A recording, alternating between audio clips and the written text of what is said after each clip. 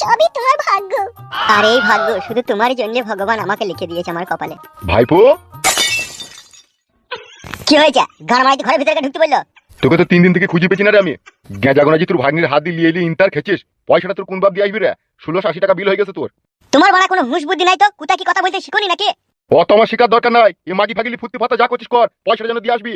কাকে বড় মাগি বলছো তুমি? এ আমার বউজি, বিয়ে করবি জি আমি? বাল কপালি ছোঁড়া রে। কত মেয়ে মানুষলি ফুর্তি ফাত্তা করবে, ওইটুকু ছোঁড়া তুই? কি বলছেন কি এসব আপনি?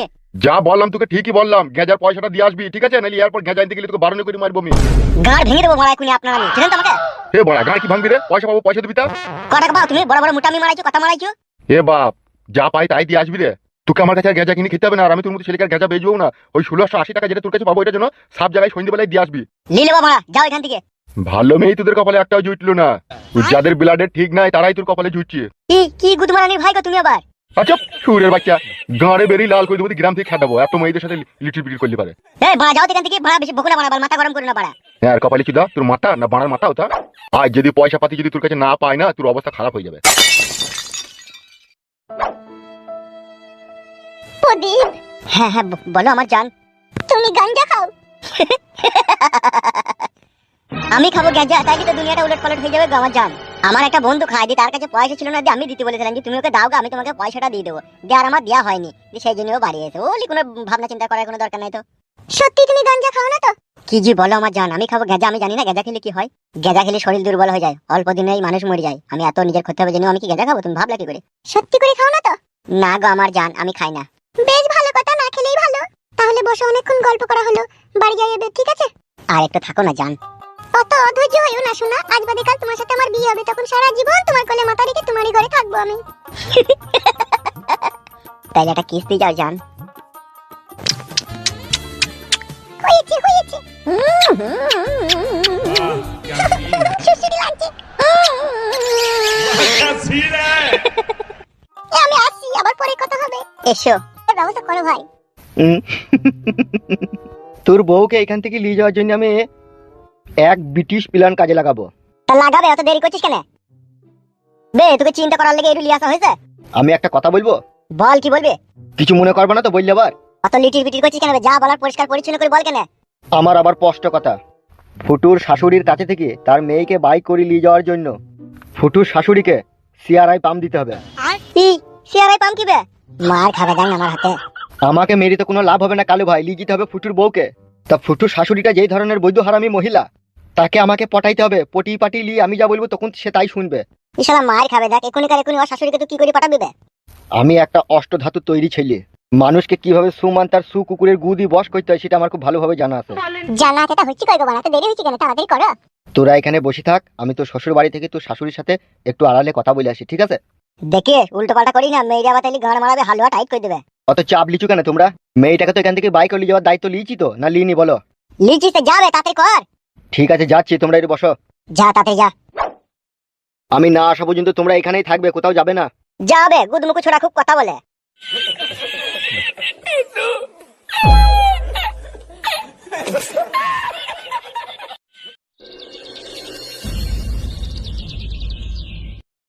হ্যাঁ না ছুরি, সেই ছোড়ার সাথে দেখা করে আসতে এত দেরি লাগে? এই তো কিছুক্ষণ আগে গেলাম। তুই শ্বশুর বাড়ি থেকে লোকজন এসে? কে এসে আমার শ্বশুর বাড়ি থেকে? জামাই এসে, আরো পাখির 2-3টি লোক এসে। ছেলেগুলো কই? তারা বাইরে মনে হয় কোথায় গেল, এখনই আসবে। তুমি কিছু বলনি? কেমন আছো বৌমা? ভালো আছি, আপনি কে? এই তো পাখির লোক, তুই শ্বশুরের বাড়ি থেকে এসে। তুমি এদিকে চলে যেতে বলো, আমি যাব না। এটা ভুল হয়েছে বৌমা। ভুল কেন হবে? যা সত্যি তাই বলছি, আমি আমার স্বামীর ভাত খাবো না, তা আমি যাবো না কেন? বৌমা বয়স হালকা তো, ওই জন্য বুদ্ধিটাও হালকা। নারিয়া বেগম, বলো। তুমি তো মেয়ের মা। মেয়ে নাইলে কোনো চড়ুস জ্ঞান বুদ্ধি হয়নি, তা বলি কি তোমার হয়নি? কি করবো ভাই বলো? জামাইটা বৈদ্য হারামি, মদ ভাঙ খেয়ে এসে বিটিকে আমার মারছি। দেখো নারিয়া বেগম বিয়ান, আমি একজন প্রভাবশালী ব্যক্তি। আমার শহরের মধ্যে 5খানা বড় বড় মুদিখানার দোকান, 3খানা রাইস মিল আছে আমার। আর আমাকে আমার গ্রামের লোক খুবই ভক্তি শ্রদ্ধা করে, তাই আমি কোনো কথা বললে তারা এড়িয়ে যেতে পারে না, সেই কথাই হ্যাঁ দেয় তারা। সত্যি করে আপনার 5টা মুদিখানার দোকান আর 3টে রাইস মিল আছে? নারিয়া বেগম, টাকা পয়সা না থাকলে না মানুষ মানুষকে না সম্মান করে না। আর আজকে আমাকে এখানে নিয়ে আসা হয়েছে আমার টাকা পয়সা আছে বলি। ও, কত টাকা তাও আছে আপনার? তাও মিনিমাম আমার সমস্ত সম্পত্তি মিলিয়ে 2 কোটি টাকার উপরে আছে। ও মা, কি বলছেন আপনি? ঠিকই বলছি নারিয়া বেগম, সেই জন্যই তো আজকে আমাকে গ্রামের লোক মান সম্মান করে। দেখ কত বড় লোক, তাও আমার বাড়ি এসে তুললে গিয়ে। বৌমা, তুমি একবার ঘরে যাও, তোমার মায়ের সাথে আমি একটু গোপনে কথা বলবো। এই যা ঘরে যা।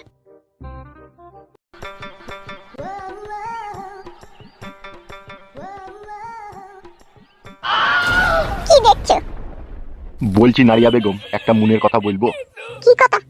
2 কোটি টাকার মালিক আমি, টাকা পয়সা খাওয়ার লোকজন নয়, কিন্তু এখনো আমি বিয়ে করিনি। কি বলছো তুমি? ঠিকই বলছি। কেন বিয়ে করনি কেন? মনের মতো মেয়ে এখন অব্দি আমি পাইনি। কি বলছো, এখনো পাওনি? কিন্তু এখন পেয়েছি। তা বিয়ে করে নাও। কিন্তু নারিয়া বেগম, সে যে কোন স্বামীর ঘর করছে। কে সে? বলবো? বলো। তুমি। হাতটা কোথায় দিয়েছো?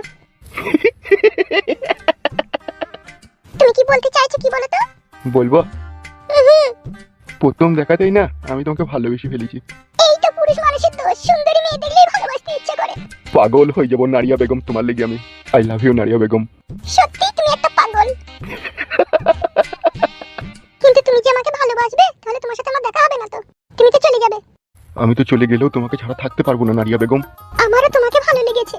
আমি যখন তোমাকে ভালোবেসে ফেলেছি, তুমিও আমাকে মনে মনে ভালোবেসেছো, তখন আমি একটা রাস্তা ঠিক বাই করবো। কি রাস্তা বাই করবে? আজকে তোমার মেয়েকে আমাদের সাথে পাঠিয়ে দাও, দিয়ে তারপর দিনকে তুমি আমাদের গ্রাম যাবে। সত্যি করে বলছো? হ্যাঁ, সত্যি করে বলছি, তোমার কোনো চিন্তা করার দরকার নাই, যা হবে আমি বুঝবো। জামাইটা তো একটু তেজ না, ওইটাই তো ভয় লাগছে। ভয় করার কোনো দরকার নাই, আমার দায়িত্বতে আমি আমার বৌমাকে সাথে করে নিয়ে যাবো। ও ওখানে যদি কোনো কথা বলে না, সে ফয়সালা তো আমি করবো। বেশ ঠিক আছে, তোমার দায়িত্বতে, আর আমি তোমাকে ভালোবেসে মেয়েটাকে বুঝিয়ে পারিয়ে তোমার সাথে পাঠিয়ে দেবো। হ্যাঁ, সেটাই ভালো হবে। সে জামাই কথা কুকুর বেটাগুলো তারা কই? চিন্তা করার দরকার নাই, তারা বাইরে বসে আছে, আমি যাবো, তাদেরকে ডেকে নিয়ে চলে আসবো। তুমি মেয়েকে রেডি হয়ে থাকতে বলো, আর তোমার স্বামী যদি একটু ভুংচাং করে তাকে একটু বুঝিয়ে দিও, ঠিক আছে? বেশ ঠিক আছে, শুধু তোমার লেগে মেয়েটাকে পাঠাচ্ছি, মনে থাকে জানো? অবশ্যই মনে থাকবে, তুমি যেন কালকে আসবে অবশ্যই। ঠিক আছে। বেশ ঠিক আছে, তুমি যাও, ওদিকে ডেকে নিয়ে এসো। বেশ, আমি যাচ্ছি, তুমি এদিকে সব বুঝিয়ে পারি রেডি করে রাখো।